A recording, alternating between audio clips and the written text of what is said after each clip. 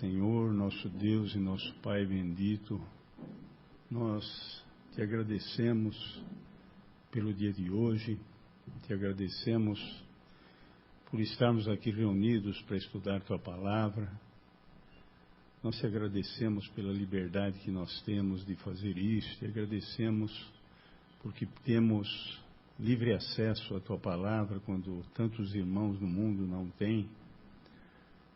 Faz, Senhor, com que possamos dar valor a ela, consultá-la constantemente, estudá-la, aprendê-la, conhecer-te mais e mais através dela. Nós te agradecemos por esta hora, te agradecemos por todos os que estão aqui presentes agora. Nós queremos te pedir para que tu abençoes também os irmãos que gostariam de estar aqui e não puderam vir. Abençoa-nos agora em tudo que for feito, que tudo que for falado seja do teu agrado, que tu trabalhes nos nossos corações de maneira que possamos crescer no conhecimento de ti, da tua palavra, que possamos ter o propósito de te conhecendo mais, te servir mais e melhor também. Abençoa-nos aqui agora, nós te pedimos em nome do Senhor Jesus. Amém. Bom, nós estamos estudando um panorama histórico do Antigo Testamento, não é? Eu tenho insistido na importância de nós estarmos conhecendo bem a palavra, conhecendo os livros do Antigo Testamento. Neste curso em particular é só um panorama histórico. Nós estamos vendo a história do povo de Israel. Nós vimos que o Antigo Testamento nós dividimos aqui em 10 partes, 10 períodos.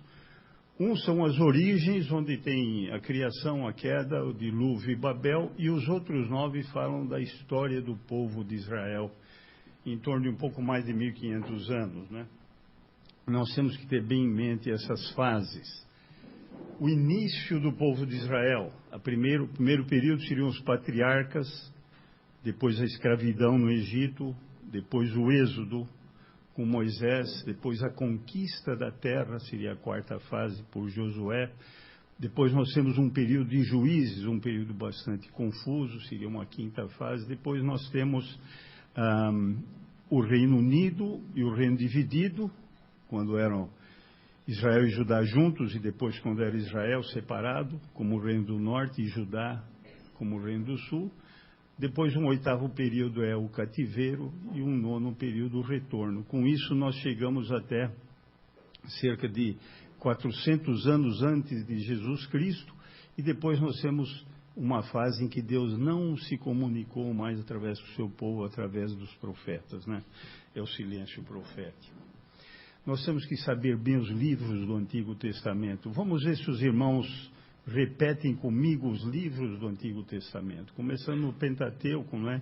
Gênesis, Êxodo, Levítico, Números, Deuteronômio, Josué, Juízes, Ruth, Samuel 1 e 2, Reis 1 e 2, Crônicas 1 e 2, Esdras, Neemias e Esther. Aí nós completamos os 17 históricos. Os 5 poéticos, Jó, Salmos, Provérbios, Eclesiastes, Cantares. Vimos 17 históricos e agora temos 17 proféticos. 5 dos 4 profetas maiores, porque Lamentações de Jeremias é incluído, depois os 12 menores. Os 5 maiores, dos 4 profetas maiores, os 5 livros, Isaías, Jeremias, Lamentações, Ezequiel e Daniel. E os 12 profetas menores, Oséias, Joel, Amós, Obadias, Jonas, Miqueias, Naum, Abacuque, Sofonias, Ageu, Zacarias e Malaquias. Isso. Com isso nós temos todo o Antigo Testamento. Nos 17 históricos, então, o que nós temos? Gênesis. Os 11 primeiros capítulos, as origens, a criação, queda, dilúvio e Babel. Do capítulo 12 de Gênesis até o final, vai falar do povo de Israel, né? E nós vimos, então, que começando aí com Abraão, até o final de Gênesis, pega a primeira fase do povo, que são os patriarcas, Abraão, Isaac e Jacó, e José, termina com a morte de José. Né? No comecinho de Êxodo, que é a saída, aí o personagem principal vai ser Moisés. Moisés é o personagem principal de Êxodo, Levítico, Números e Deuteronômio. Nós vimos que, terminando Deuteronômio, termina com a morte de Moisés. Daí vem um livro chamado Josué. Josué fala da conquista da terra. Josué foi sucessor de Moisés.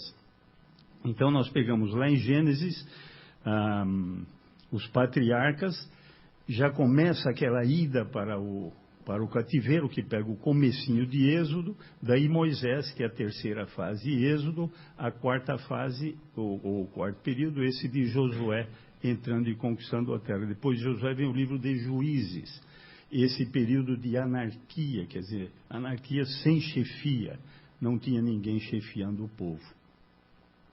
Aí então nós completamos mais este período, depois tem ali o livro de Ruth, né, que é encaixado no meio de Juízes, nós vamos ver, foi nessa época. Daí nos 3 livros duplos, de Samuel, Reis e Crônicas, aí nesses 3 livros vão ser relatados os períodos de Reino Unido, Reino Dividido e o cativeiro, como eles foram mandados. E depois termina com os últimos 3, Esdras, Neemias e Ester, que estão falando do retorno. Esdras e Neemias falando do retorno, e Ester, que aconteceu nesse período de Esdras. Isso aqui é bom a gente ter em mente, estes períodos todos. Nós vimos até na última vez o Moisés, vimos vários episódios do Moisés saindo ali do Egito e levando o povo durante aqueles 40 anos. Nós vimos que, acho que todo mundo deve lembrar, 10 mandamentos está em Êxodo 20 e Deuteronômios 5. Êxodo 20 quer dizer que a essa altura do Êxodo o povo já tinha ido ali para o deserto e já tinha recebido a lei. Então é só lembrar que um capítulo antes, o capítulo 19, em Êxodo 19:1, fala que 2 meses depois de terem saído do Egito, eles já estavam aí no Sinai. Falam, 1º dia do 3º mês. 2 meses depois, eles estavam no Sinai. E todo o tempo que eles ficam parados no Sinai, pega todo o restante de Êxodo, Levítico até o capítulo 10 de Números. Se vocês forem ver em Números 10, no capítulo 10, versículos 11 e 12, fala que aí eles saíram, pela primeira vez eles caminharam saindo daí. Aí foi no dia 20, ou 20º do 2º mês. O que significa isso? Quase um ano. Mais 10 dias, seria o 1º dia do 3º mês do 2º ano, eles teriam um ano. Então, um ano mais ou menos e 2 meses depois de terem saído do Egito, eles saíram também dali. Então é só lembrar que de Êxodo 19 até Números 10, é um período que todo o povo está ali, então as leis são dadas, tudo. Quando chega lá em Números, como a gente falou, Números 10, eles saem, daí são relatados alguns episódios, no final de Números, são dadas todas as caminhadas, desde que saíram do Egito, foram de tal lugar para tal lugar e assim por diante, até o final. Todas as caminhadas, isso está no capítulo 33 de Números. Números termina logo depois, no capítulo 36. A gente já viu, Deuteronômio seria uma espécie de repetição das leis, com alguns outros episódios, e eu só gostaria de chamar a atenção que essa caminhada toda, antes de chegar lá, se você puder pôr aquele slide, Não, primeiro não põe aquele do Êxodo. Só para os irmãos acompanharem.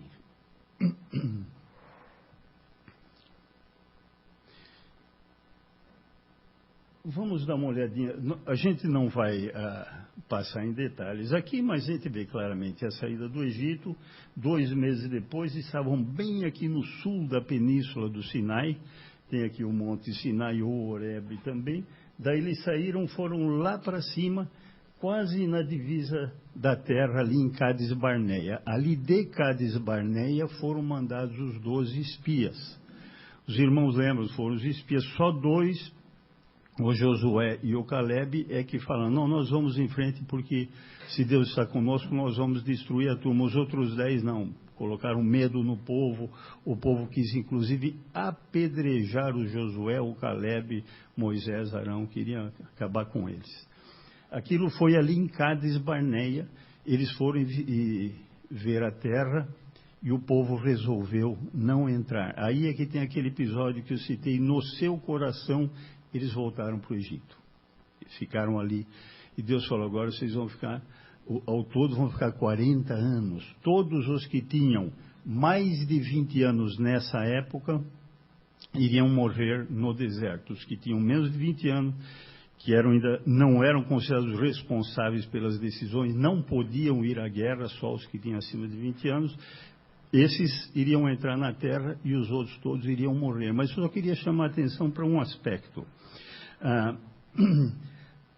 Ali, se os irmãos observarem, logo abaixo do Mar Morto, naquela região, eles ficaram, na verdade, 38 anos. Eles não ficaram 40 anos andando pelo deserto o tempo todo. Eles ficaram ali. Vamos ver em Deuteronômio, capítulo 2. Vamos ler 2 versículos de Deuteronômio.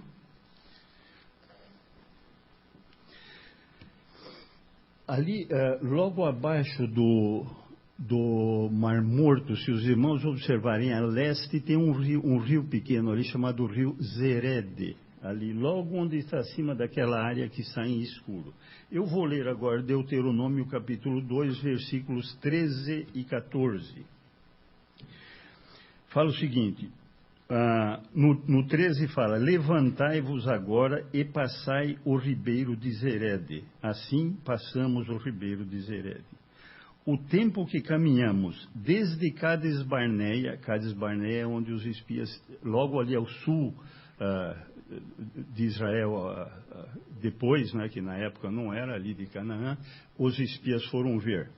Então ali fala, o tempo que caminhamos desde Cádiz Barneia até passarmos o ribeiro de Zerede foram 38 anos, até que toda aquela geração dos homens de guerra se consumiu no meio do arraial.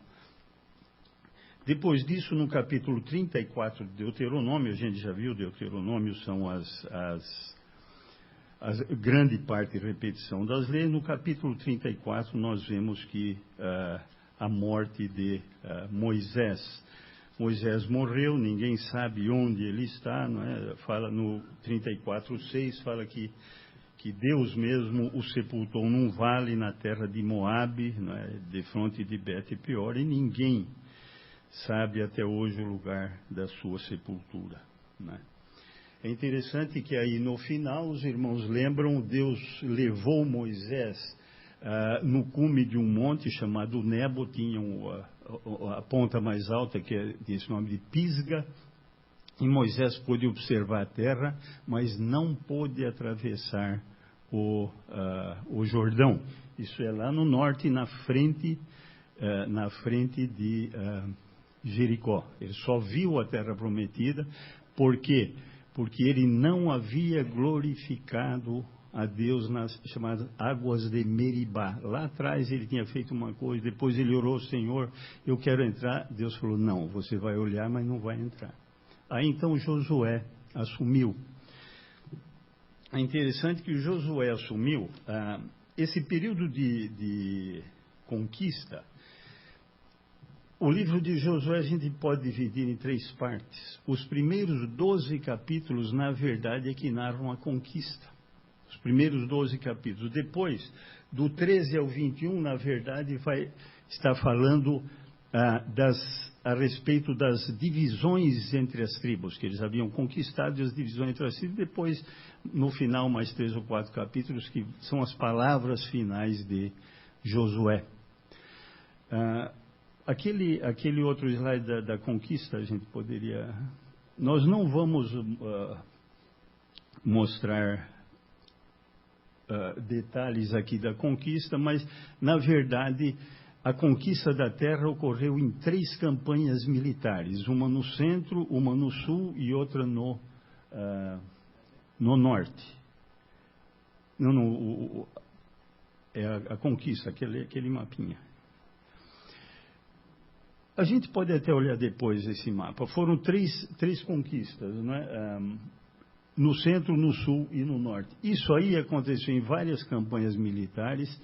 E a dúvida, alguns acham que isso ocorreu em torno de 5 anos, outros que levou 10 anos. Não que fossem guerras contínuas, porque eles não guerreavam ao longo de todo o ano. Tinha a parte de inverno que era complicado para guerrear, mas tinha as épocas em que eles guerreavam e tentavam conquistar, mas ao longo de 5 ou 10 anos houve a conquista, né? Depois houve a divisão da terra e até a morte de Josué. Nós já vamos ver isso daqui a pouco. Tem alguns episódios que vale a pena a gente lembrar. O primeiro é de Raabe, né? Quando os espias atravessaram ali e foram até Jericó. E Raabe era uma prostituta e ela acolheu os espias. Ela escondeu os espias até que uma patrulha fosse procurá-los, não os acharam, e não os achou essa patrulha, e eles ficaram ali escondidos, então fizeram um acordo com Raabe. Olha, se você colocar esse cordão vermelho aqui na frente da sua casa, ali no muro, ninguém que está na sua casa vai ser atingido. E foi isso que aconteceu. O exército foi, todo mundo tinha ordens para não mexerem ali naquela casa em ninguém. Aquela família toda foi pega e passou a fazer parte do povo de Israel. E é interessante que ali fala na fé, que a Raabe ela fez aquilo por fé, confiança em Deus. E se nós formos ver lá na chamada Galeria dos Heróis da Fé, de Hebreus 11, tem 2 mulheres que constam lá. Sara, logo no princípio do povo de Israel, mulher de Abraão, e Raabe. Só 2 mulheres aí que estão lá, ela é uma. Ela nem era do povo. E é interessante que, na verdade, ela foi mãe do bisavô do Davi, que nós vamos ver ali na história de Ruth. Boaz casou com o Davi, ela foi mãe do Boaz. Então, isso aí, e consta o nome dela, nós vamos ver daqui a pouco, lá no comecinho de Mateus, onde vai falando a genealogia de Jesus Cristo. Lá fala de Raabe. Depois desse contato com Raabe, houve a passagem através do Jordão. Às vezes a gente lê alguns livros, vê história, não, mas o Jordão podia estar secando tudo, mas ali fala, se a gente for ler o que o livro fala, era uma época de cheia, estava transbordando pelas margens e ele parou, formou quase como um paredão e o povo passou. Depois lembram da conquista de Jericó, 7 dias rodeando a cidade, aqueles sacerdotes na frente tocando trombeta, todo mundo em silêncio atrás, uma vez por dia. No último dia, 7 dias, no 7º dia, 7 vezes, e daí aquela gritaria, e as paredes caíram, e eles tomaram Jericó. A única salva foi a família de Raabe, né? E a gente lembra que era Deus que fazia isso.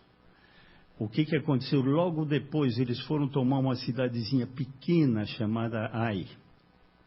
Se só 2.000, 3.000 homens, vamos lá que a gente acaba com eles. Isso aí não é nada. Foram lá, levaram uma surra, morreu gente, tiveram que voltar. O que aconteceu? Acã tinha pego coisas que Deus falou para não pegar. Vocês vão ali em Jericó, vocês não vão pegar nada. Não, mas eu peguei uma capa babilônica, peguei um pouco de ouro, prata, eu não aguentei na tentação. Tudo bem. Israel foi derrotado por causa disso. Depois eles foram e conseguiram tomar Jericó. Logo depois que eles chegaram, é interessante, os habitantes de uma cidade ali próxima chamada Gibeão foram e fizeram um acordo com Josué. Como é que eles foram? Eles foram todos maltrapilhos, com a roupa toda poída, velha, sapato velho, pão já tudo embolorado, e falando, olha, a gente vem de muito longe, era ali pertinho. A gente vem de muito longe, a gente saiu de lá, o sapato estava novo, o pão estava fresquinho, aquela coisa. E lá fala que o Josué e os anciãos, sem consultar o Senhor, fizeram um acordo. Não, vocês tudo bem. Alguns dias mais tarde, descobre, são vizinhos aqui. Deus tinha falado, vocês vão ter que acabar com todo mundo. Agora fizeram um acordo, eles moram aqui do lado. Bobearam, não consultaram a Deus, né? Aí é que começou a conquista, porque 5 reis, quando souberam que Gibeão fez acordo, foram atacar Gibeão. Mas eles tinham feito um acordo com Josué, então Josué teve que ir lá defender esse povo. Foi lá, defendeu, derrotou os reis, e aí começou, teve essa primeira campanha militar no centro, depois no sul, no norte, e acabou tomando toda a terra. Eu gostaria de ler aquela expressão clássica de Josué lá no fim, em que ele conversa com o povo, Josué 24, ele conversa com o povo e fala, a quem vocês querem servir? Né? Josué 24, 15. Ele fala, vocês querem servir aos deuses dos pais de vocês que moravam ainda lá, do outro lado do Eufrates? Quem eram esses aí? O pai, o avô do Abraão, né, antes de vir. Ou vocês querem servir os deuses dessa terra aqui? Mas ele fala, eu e a minha casa serviremos ao Senhor. A minha família vai nessa direção. Ele, como cabeça da família, falou, é aqui que nós vamos. E é interessante que o povo todo concorda, não, nós também vamos. Foi da boca para fora, mas nós vamos também, né? Nós vamos também servir ao Senhor, eles falam. O que eu gostaria de chamar a atenção aí depois desse período, então os irmãos lembram, nós já vimos o período dos patriarcas, período da escravidão, a Bíblia não fala quase nada, fala da matança dos recém-nascidos ou quase nada, mas foi um período grande de 430 anos. Depois já vimos o período da saída, que é Êxodo, e aí Josué tomando a terra, conquistando. Seria o 4º período da história de Israel. Eu gostaria de chamar a atenção aqui para um aspecto muito importante. Aqui no finalzinho de Josué, no capítulo 24. Capítulo 24, 31 fala, serviu, pois, Israel ao Senhor todos os dias de Josué e todos os dias dos anciãos que ainda sobreviveram por muito tempo depois de Josué e que sabiam todas as obras feitas pelo Senhor a Israel. O que fala? Que Israel, eles tinham se comprometido. O Josué falou, eu e a minha casa serviremos ao Senhor. Eles falaram, nós também. Enquanto Josué estava vivo, os anciãos que assessoravam Josué, que ajudavam Josué, estavam vivos. Aqui fala, o povo serviu ao Senhor. Serviu, pois, Israel ao Senhor todos os dias de Josué e dos anciãos. Enquanto os líderes estavam vivos, eles estavam servindo. É interessante que nós vamos ver na história dos reis de Israel a importância dos líderes. Maus líderes, maus reis faziam o povo pecar. Se bem que às vezes pode acontecer o contrário. O povo pode fazer o líder pecar. Esse caso típico foi o do Moisés. Moisés não entrou na terra porque o povo acabou irritando Moisés e ele acabou não glorificando a Deus. Não é justificativa, mas na verdade ele mesmo ficou irritado, acabou perdendo a paciência por causa do povo. Que o povo toda hora, mas não tem isso, lá tinha, lá no Egito tinha, mas aqui não tem nada, agora estou cansado desse maná, a única coisa que tem é maná, e ficava perturbando Moisés o tempo todo, e fala que ele era o mais manso, o homem mais manso de toda a terra. e perdeu a paciência assim mesmo. Então, quando alguém perder a paciência, não vamos achar que não é crente, né? Esse era o Moisés. Então, eu creio que ele pecou por causa do povo. Não precisava ter pecado, mas o povo acabou levando ele a essa situação. E nós vamos ver que é muito comum os líderes levarem o povo a pecar. Enquanto os líderes estavam firmes, o povo continuou servindo, né? Daí fala, né, os ossos de José, que os filhos de Israel do Egito foram enterrados. Tá? Ele conta o restante da história no 33. Faleceu também Eleazar, filho de Arão, e o sepultaram. Então, aqueles todos da geração de Josué que o assessoravam, morreram. Isso aí, essa frase é repetida, eu quero ler de novo, em Juízes, capítulo 2. Então, ali nós estamos terminando a fase de conquistas com Josué e estamos começando a fase de Juízes. Em Juízes, capítulo 2, repete. Juízes 2:6. Havendo Josué despedido o povo, foram-se os filhos de Israel, cada um a sua herança, para possuírem a terra.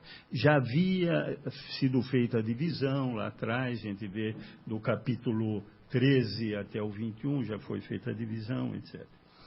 No 7, é dita a mesma coisa que está no final de Josué. Serviu o povo ao Senhor todos os dias de Josué, e todos os dias dos anciãos que ainda sobreviveram por muito tempo depois de Josué e que viram todas as grandes obras feitas pelo Senhor a Israel. Viram o que o Senhor fez.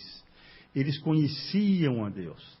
Enquanto aqueles que conheciam a Deus realmente, que estavam perto de Deus, estavam liderando, o povo serviu. O que aconteceu depois?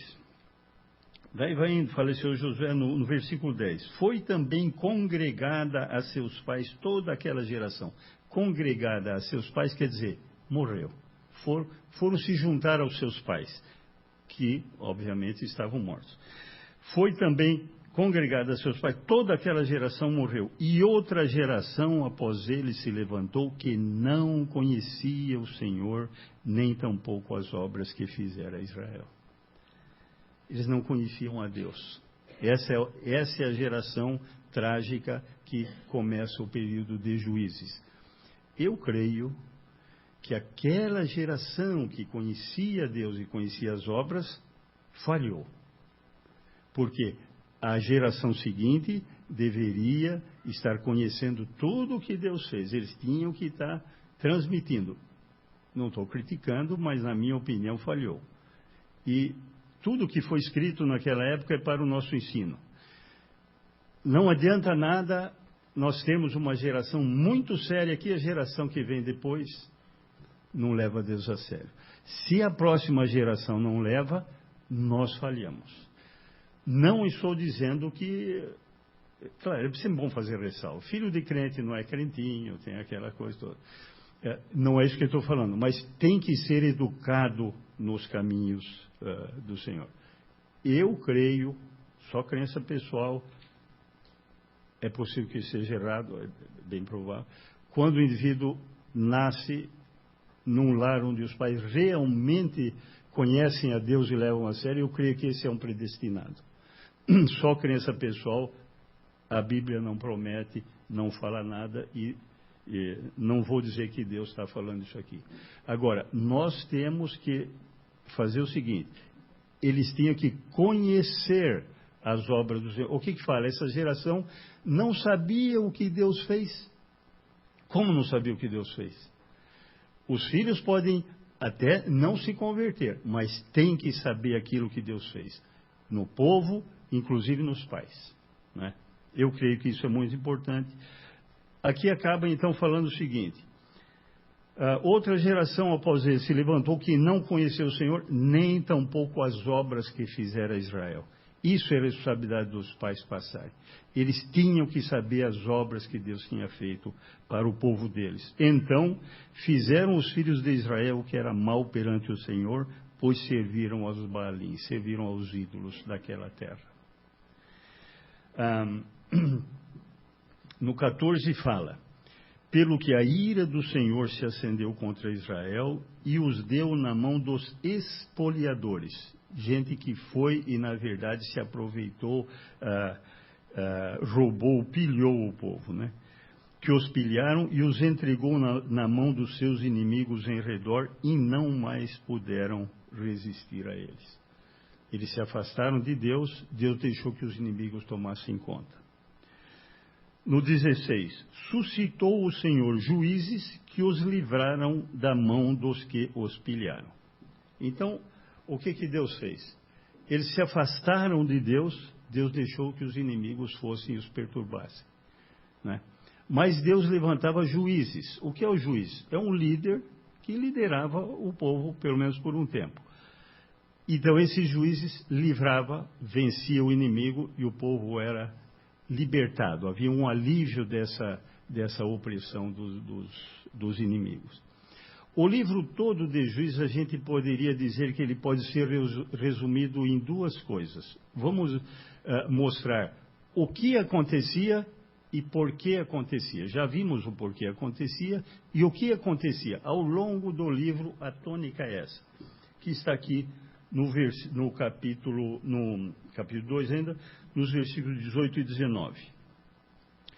Quando o Senhor lhes suscitava juízes, quando ele levantava um líder, o Senhor era com o juiz, o Senhor estava com esse líder que ele levantava, e os livrava da mão dos seus inimigos todos os dias daquele juiz.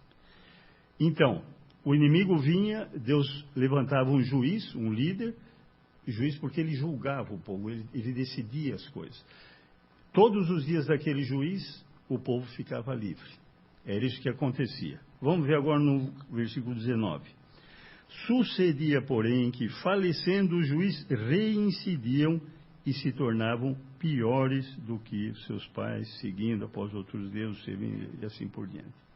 Quer dizer, parece que não aprendia, o povo não aprendia, né? Então, estava oprimido, Deus levantava um juiz, Deus livrava. Aquele juiz morria, eles se afastavam de Deus de novo, a mesma coisa. Daí vinha outro inimigo, perturbar, pilhar, saquear, a mesma coisa. Daí Deus levantava um juiz, do tempo que ele juiz, o povo ficava livre. E esse é o ciclo que vai se repetindo ao longo. Então, o que acontecia nesse período de juízes? Quando o Senhor lhes suscitava juízes, o Senhor era com os juízes e os livrava da mão dos seus inimigos todos os dias daquele juiz. No 19, sucedia, porém, que falecendo o juiz, reincidiam e se tornavam piores que seus pais. É isso que aconteceu ao longo de todos os juízes. E nós vimos que o último versículo do livro de Juízes, que é o versículo do capítulo 21, 25, fala por que isso acontecia. Nós vimos o que acontecia e por quê. Naqueles dias não havia rei em Israel, cada um fazia o que achava mais reto. Cada um fazia o que achava certo, de acordo com o seu próprio julgamento. É isso que a gente chama de anarquia. Tem gente que defende a anarquia, mas quer dizer, a anarquia que falta de chefia. Mas a anarquia vira uma anarquia, exatamente porque não tem chefia e é uma bagunça. Cada um, eu acho isso certo, o outro acha errado e assim por diante, cada um fazia. É interessante que esse período, na verdade, ele vai desde a morte de Josué, em 1376, uma coisa assim. Não sei se tem nessas folhas que eu dei, vai até mais ou menos, ou bem próximo do ano 1050. Então, leva em torno de 350 anos, esse período de juízes. Só que se a gente for somar todos os tempos dos juízes e todos os tempos em que eles foram oprimidos, vai dar mais do que isso. O que acontece é que esses juízes, eles não eram como um rei, que eles tomavam conta de toda a nação.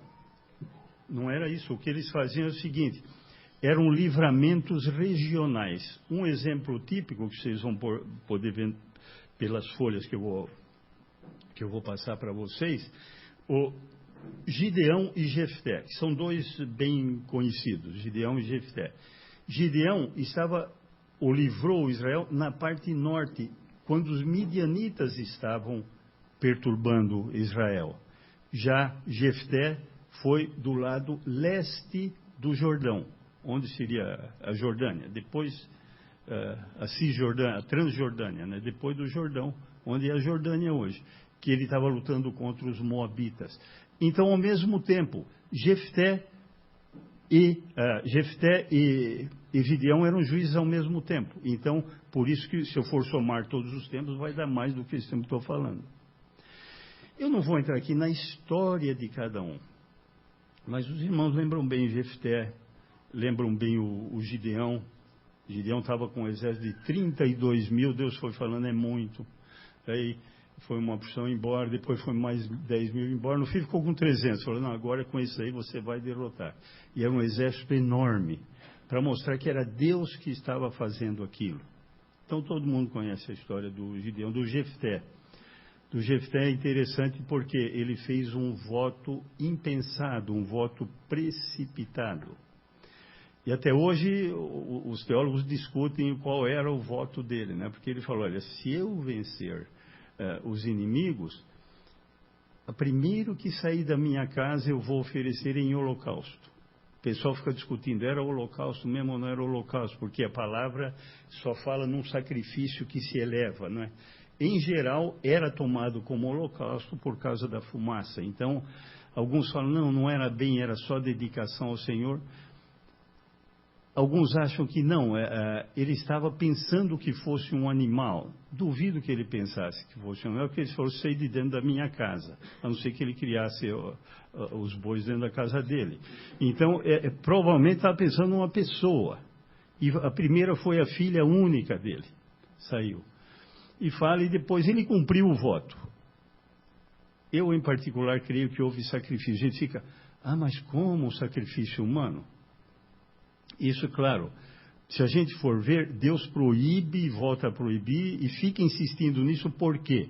Porque os povos da terra faziam isso. A gente ia falar, mas Deus não precisava nem falar isso, é óbvio que não pode. Mas os povos faziam isso, né? E se a gente for ver mais lá na frente, Manassés, que era rei de Judá, fez isso, Acás fez isso, sacrificou o próprio filho, né?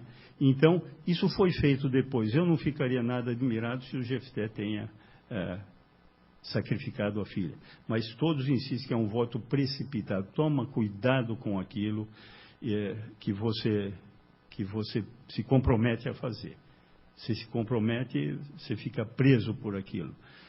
E eu creio que isso está lá exatamente para a gente aprender, e eu creio que talvez tenha havido sacrifício humano exatamente para a gente ver, olha, cuidado com o que você promete. Hoje em dia as pessoas prometem tudo, não cumprem nada, mas o crente não pode ser assim. Se o crente falou, é a mesma coisa que tivesse registrado no cartório, eu acho que é assim que tem que ser. Se diz que é assim, é assim.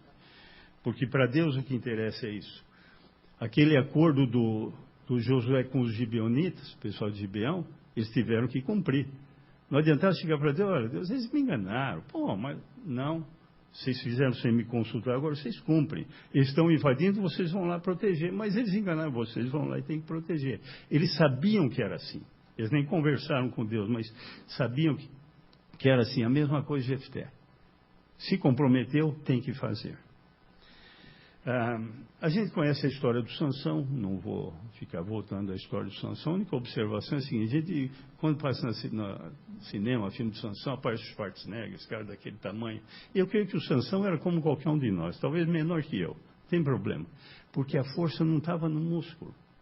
A força era por causa que ele era um nazireu, um separado para Deus.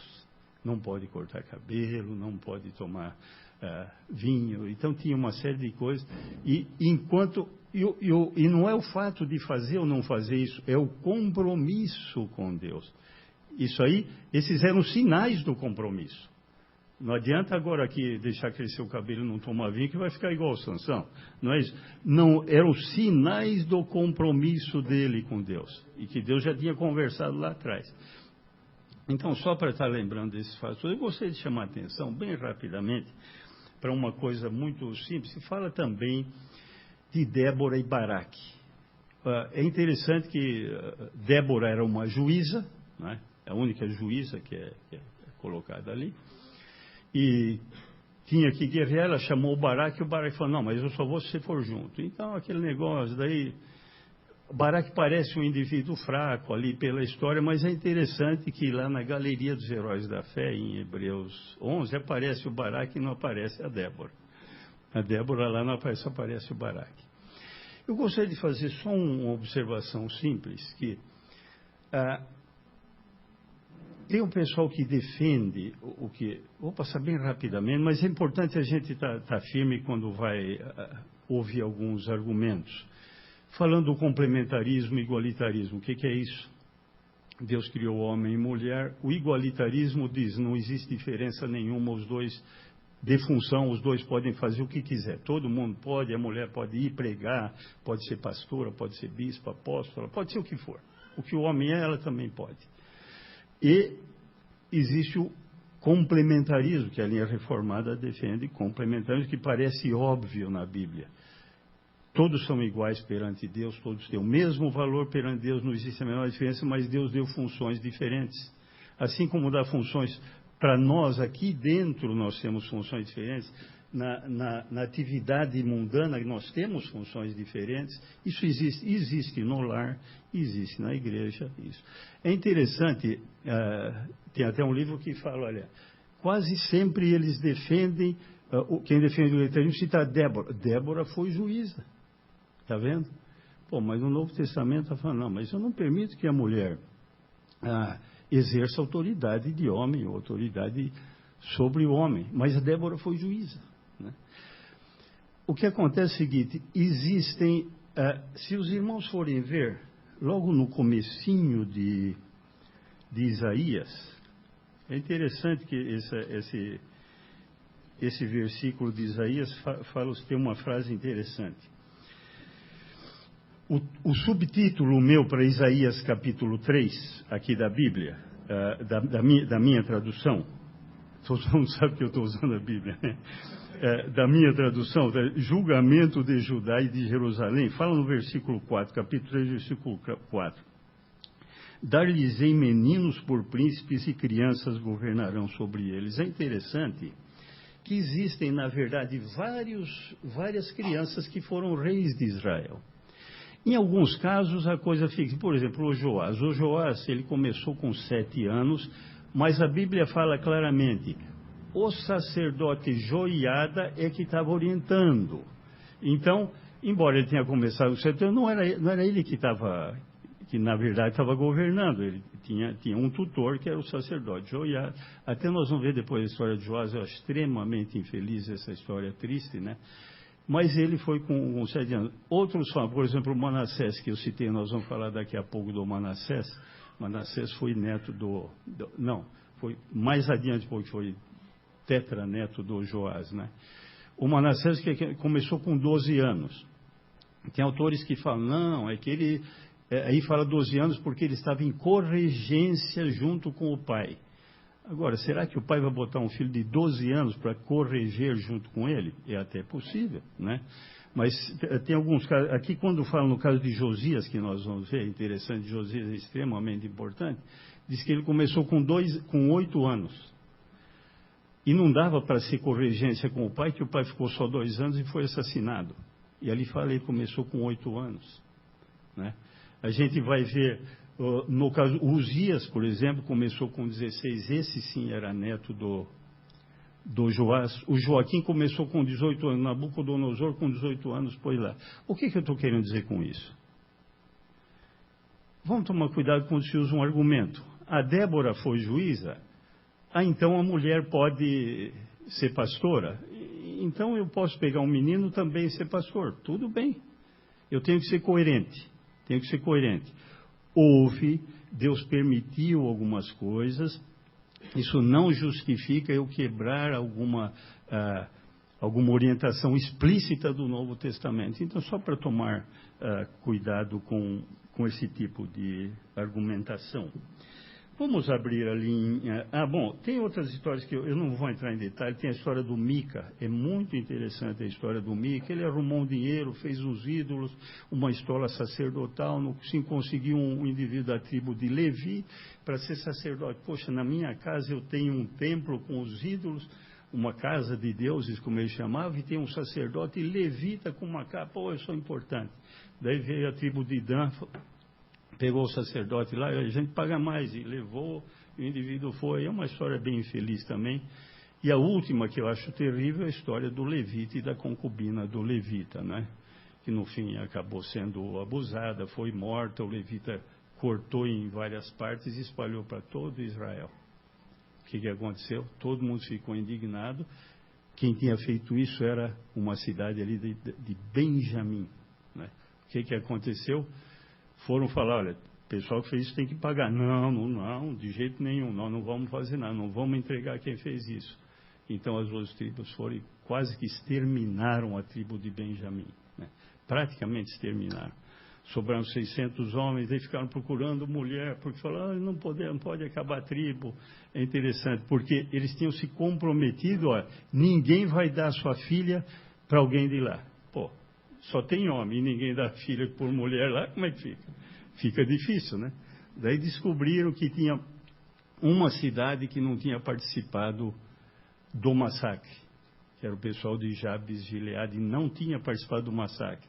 Conseguiram 400 moças lá. Pô, falta só 200, né? Então, fizeram aquela manobra, né? Vai ter uma festa, vocês vão lá e raptam mais 200, e nós vamos fingir que não vemos. E mais ou menos, mas ninguém deu a filha para eles. No fim, conseguiu, e a tribo foi e tal. Mas é interessante ler a história e ver. O que eu queria chamar a atenção é o seguinte. Vamos abrir em Ruth, então? Então, os irmãos lembram bem, né? Eu acho importante a gente sempre se localizar nos livros históricos. Tinha o Pentateuco, que a gente viu, fala das origens, fala dos patriarcas. Depois vem Gênesis. O resto do Pentateuco vai falar do Moisés, do Êxodo e tal. Daí vem Josué, que é a conquista, Juízes. Esse período que nós vimos. O povo vinha, Deus levantava o juiz, livrava, o povo voltava e ficava nesse vai e vem. Citamos vários juízes aqui. Tem esses episódios infelizes. Por que esses episódios infelizes? Porque não havia rei em Israel, cada um fazia o que achava certo. Cada um da sua cabeça. Aconteceu tudo isso aqui, né? E, então, é Josué, Juízes, e termina com Ruth antes daqueles 3 livros duplos, que são os únicos livros duplos ali do Antigo Testamento. Então, e por que Ruth vem logo aí? Vamos abrir lá em Ruth.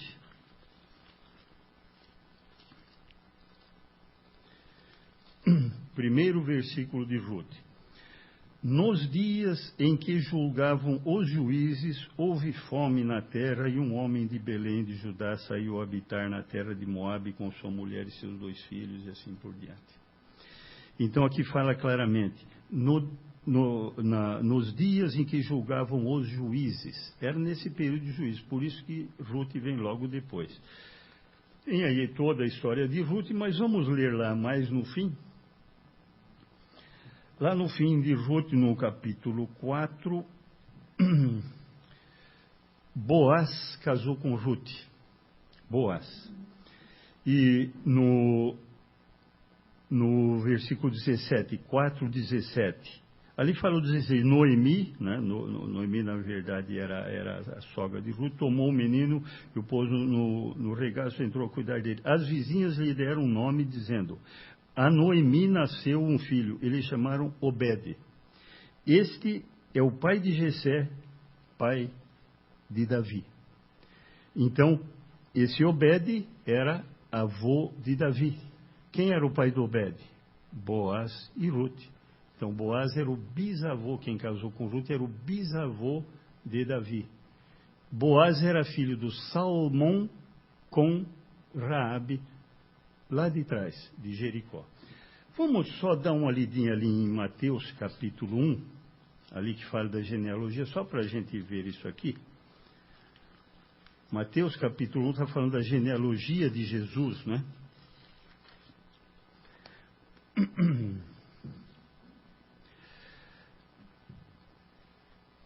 Podemos começar no versículo 5, Mateus 1, 5. Salmão gerou de Raabe, que nós lemos lá, a Boaz. Então, Salmão e Raabe eram os pais de Boaz. Este de Ruth, o Boaz casou com a Ruth, gerou a Obed, e Obed a Jessé, Jessé gerou ao rei Davi. Então, aí a gente vê a ligação de Raabe, de Rute, que estão na genealogia de Jesus Cristo. Agora, a gente já viu todas essas fases: patriarcas, escravidão, êxodo, conquista da terra, juízo. Foram cinco fases, 5 períodos. Faltam 4. Quais são? Reino Unido, Reino Dividido, cativeiro e retorno. Agora vai começar a parte do Reino Unido. Só que eu gostaria de falar uma coisinha rápida sobre Samuel. Samuel é considerado o último juiz. Então ainda teve... ele não consta lá no livro de Juízes, mas nós vamos ver no comecinho aqui de Samuel. Vamos abrir ali... Samuel, vamos abrir no capítulo 3.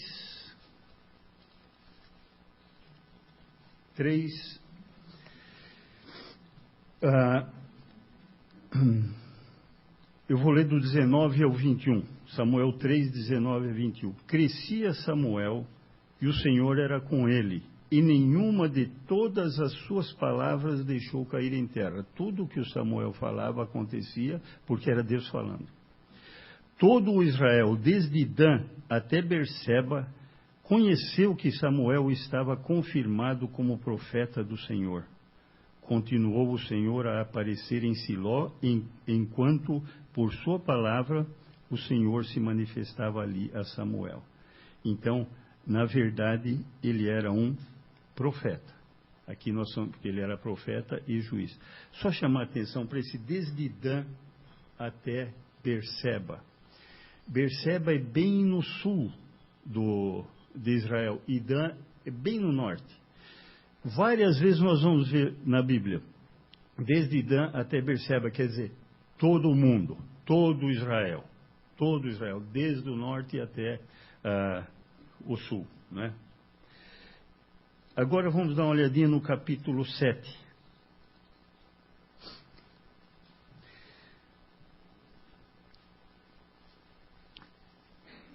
Eu gostaria de começar no 13, vou explicar por quê. 1 Samuel 7,13.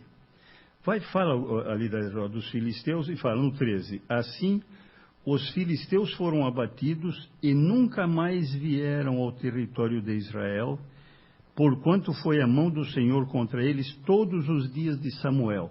O que acontecia com os juízes? Exatamente o que nós lemos no juiz. Ele levantava o juiz, enquanto o juiz estava ali, o povo estava livre. É o que ele falou aqui. Os filisteus não voltaram durante todo o tempo em que Samuel estava vindo. Então, porquanto foi a mão do Senhor contra eles todos os dias de Samuel. As cidades que os filisteus haviam tomado a Israel foram-lhe restituídas desde Ecrom até Gate, etc. O 15. E julgou Samuel todos os dias de sua vida a Israel. Então, ele era juiz também. Era juiz porque era uma autoridade, as pessoas respeitavam. Aqui fala que ele julgou, ele foi juiz e foi profeta. Então é considerado o último juiz de Israel, Samuel. Nós estamos aí no capítulo 7, né? 7,15, julgou Samuel todos os dias de sua vida. Ainda antes do intervalo, eu gostaria de chamar a atenção para um episódio que está aqui no capítulo 8, logo no comecinho, que o pessoal pediu para o Samuel um rei. Nós queremos um rei, mas é interessante que ele fala por quê. Falam por quê. O Samuel ficou velho e tal, eles falam no versículo 3, 8:3, seus filhos não andaram nos caminhos dele, quer dizer, os filhos do Samuel não seguiram as pisadas do pai, não é? Então no versículo 5, o que disseram para o Samuel? 8:5, vê, já estás velho e teus filhos não andam pelos teus caminhos. Constitui-nos, pois, agora um rei sobre nós, para que nos governe como o têm todas as nações. Nós queremos um rei para quê? Para ser igual a todo mundo. Nós queremos ser iguais a todo mundo. Eles têm rei, nós também queremos. É interessante o que fala. Porém, esta palavra não agradou a Samuel, quando disseram, dá-nos um rei para que nos governe. que fez Samuel? Então Samuel orou ao Senhor. Ele não ficou argumentando, mas por quê? O que vocês vão fazer? É uma desgraça. Não falou nada. Vocês querem um rei? Ele ficou quieto e foi orar. O que Deus falou? No 7, disse o Senhor a Samuel, atende à voz do povo em tudo quanto te diz, pois não te rejeitou a ti, mas a mim, para eu não reinar sobre ele. Deus falou, olha, atende o povo. Por quê? Não é vocês que eles estão rejeitando, eles estão rejeitando a mim. Deus é que estava governando através das pessoas que ele punha. Não. De passagem, a voz do povo não é a voz de Deus. Né? Atende a voz do povo, mas eles estão errados. Tá certo? Eu estou falando porque a gente ouve bobagens por aí e às vezes repete. Né? Então, aqui fala, atende a voz, não te rejeitou assim. E daí no 9 fala, agora, pois, atende a sua voz, porém, adverte-o solenemente e explica-lhe qual será o direito do rei que houver de reinar sobre ele. A gente vai ver, esse aqui do direito do rei vai dar um problemão depois ali, a gente vai ver com Salomão e com o filho do Salomão, Roboão, que queria explorar o povo e etc. Nós vamos então, antes de ir para o intervalo, o João me pediu para falar uma coisa e eu esqueci. Isso é raro acontecer.